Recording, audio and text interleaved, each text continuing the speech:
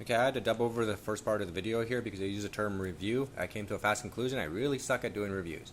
So anyways, this is the AT300 with a 2-inch display. It has Wi-Fi. It's a 5 megapixel 1080p full HD outdoor sports digital video camera. I got it from Fast Tech.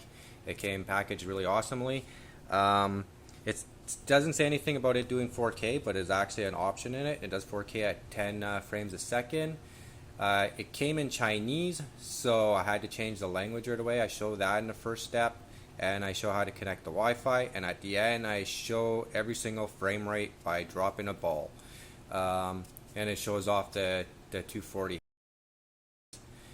I'll make more videos of the actual 240 quality instead of just a ball being dropped, because I'm sure people want to see more than just that.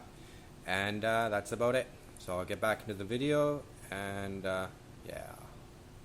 Alrighty, so I'm going to be skipping it a couple of times here because I really haven't even turned this thing on yet. So some people might get annoyed that I haven't actually learned anything about this camera before I actually made a review on it. So sometimes I'm just going to skip ahead if I can't figure something out, and I'll jump back into it after I have. So okay, so here's everything it comes with. A remote, I figure, USB cable, a Euro plug, which I'm not going to use because I'm in Canada, some kind of band, 3M stuff, more junk, holder, more attachment, a cable for video and audio out, which is kind of cool, no HDMI out cable, and the manual. Alright, the camera. If I can get it out of here.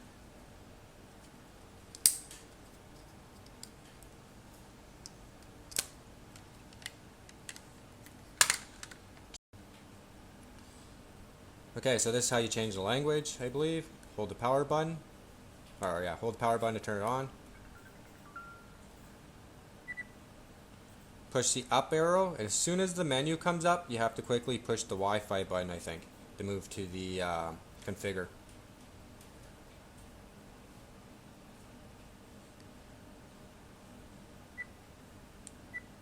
Okay, so now I'm there.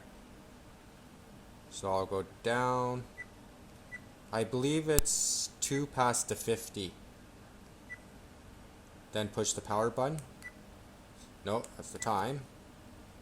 So it's actually 1, 2, 3 past the 50. It'll be the one with the weird writing there, I guess. So push down once, then push OK, or the power button once, then go up to English. And now it's in English. Yay! The maximum it says it can do is 32 gigabytes.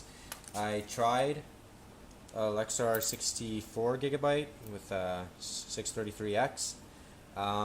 I tried to format it to NTFS. It froze up the system. I tried to format it to FAT32. That also said card not supported. So I am actually stuck with only using 32 gigabytes. There might be a firmware update for it, but it's probably a hardware limitation. Okay, I'm going to attempt to hook up the Wi-Fi now, just see how that goes. In the manual it tells me I have to use the QR picture because it doesn't give you a link to the actual program or what the program's called. So I downloaded QR Droid for this phone because it doesn't have it built in.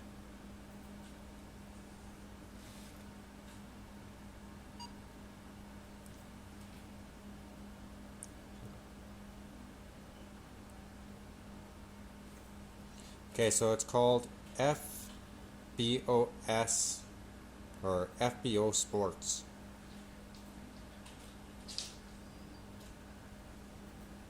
The author is Derek Cheng.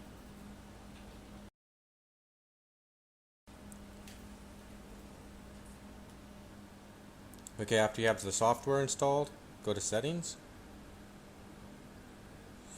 and your Wi-Fi. I turned this off, so I gotta turn this back on again. So to get into Wi-Fi mode again, you just hold this button down, the mode button. I call it the Wi-Fi button. It'll say Wi-Fi on, and it'll give you your SID, your password, and it'll say if it's connected or disconnected. So here, something should show up. It should show up customer, and it's already connected to it. Currently my phone went into sleep mode right away. This will change as well, and now it'll say Wi-Fi device connected. So now you can push on the FBO Sports.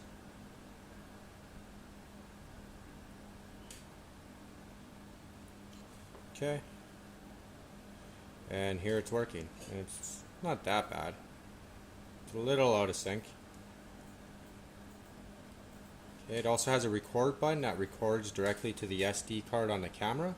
So if you push this, the light on this will start blinking blue.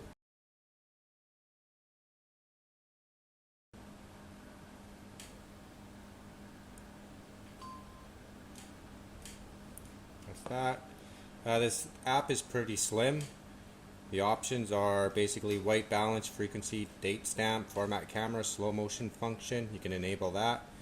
You can flip it, the upside down thing, and you can also change your camera Wi-Fi settings. On the other guy here, you can change the frame rate. Right now it's set to undefined, and that's because this guy's set up for 240 frames a second, so I guess they just never bothered putting it in there. It's obviously probably another hack software from another camera or something anyways. So that's basically this program here. That's all I can really do. You can change it to cameras too, or taking pictures with it. You can set it for the timer and whatever megabytes you want for the camera. Under the configuration, it's the same thing. So basically that's your settings there. So I'm going to exit this program. You want to exit the program first because it'll crash. Crashes easy if you disconnect with this guy. So now to play that file you just played on the unit itself, I believe you just hold the power button once. It says Wi-Fi off. So now what you want to do is push this button once, and it'll go to video. Here you can push up and down to find the files you want to play, and just push the power button and it should play the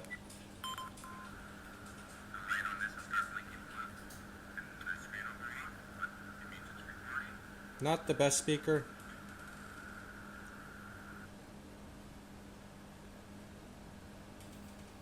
Right, that's basically the Wi-Fi.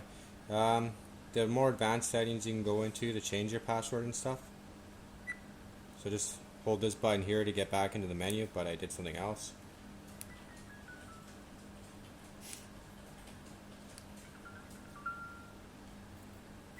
So to get to your Wi-Fi settings, hold this, or you can do it right on the phone like I just showed.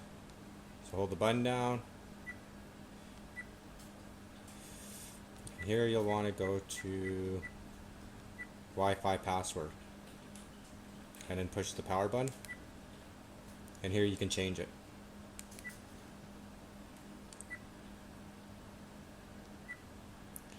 Seems you can't rename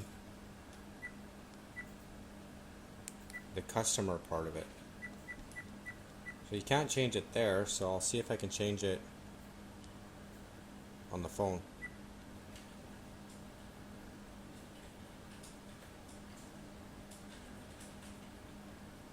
So yeah, you can use the phone to change the SID and the password as well. I don't know why they didn't include that on the camera itself, but whatever, it works. Alrighty, that's it for this one. Okay, this is about it for this part of the video. The next video is going to be me dropping a ball from a certain distance each time. The camera's on a tripod, so everything is going to be the same, basically. It's kind of long, but basically what I'm showing is the different frame rate for each setting on the camera, all the way up to 240 frames a second. Then in Adobe Premiere, I set the velocity to 10% on each of them, so everything's pretty much exactly the same. So it starts at 4K at 10 frames a second. VLC can't play that one, so I don't include that one in the test. Adobe does play it, but it's totally pointless anyways. 1440, 1080p at 60 frames, 30, 720 at 120, 720 at 60, 720 at 30, 1080 at 50, 1080 at 25, 720 at 50, 720 at 25 frames per second, and then a 640 by 480 at 240 frames per second. So in my video, I'll drop the ball for each one just to show you can see the differences, and this is how I will end the video. I'll make another one later with the cable that came with it. This guy here, the TV out cable, and the remote, stuff like that. And I'll make a lot more videos as well. I'm just trying to keep this one as short as possible. It's already, I believe, 10 minutes or more. So hopefully it was helpful. At least the showing the 240 frames per second, because I think that's what most people want to see anyways. And it actually is really, really smooth. I'm actually really impressed with it. I thought it was going to be fake. I saw some YouTube guy with a Sony one, and he was complaining about it glitching. And this one is actually really super smooth at 240. Alrighty, so I'll get to the videos, and thanks for watching if I don't say it at the end. 640 at 240 frames.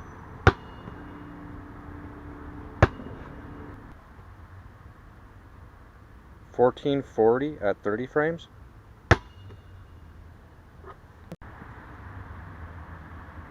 1080 at 60.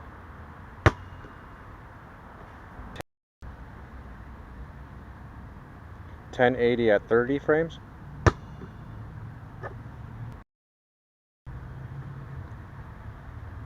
720 at 120 frames.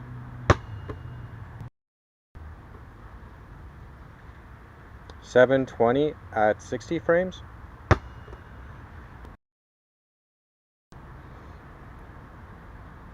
720 at 30 frames.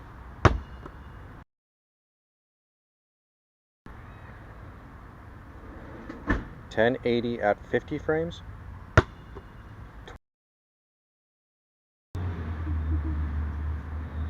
1080 at 25 frames.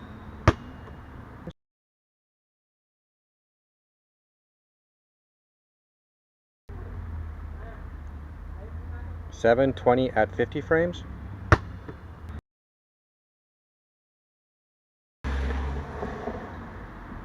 720 at 25 frames.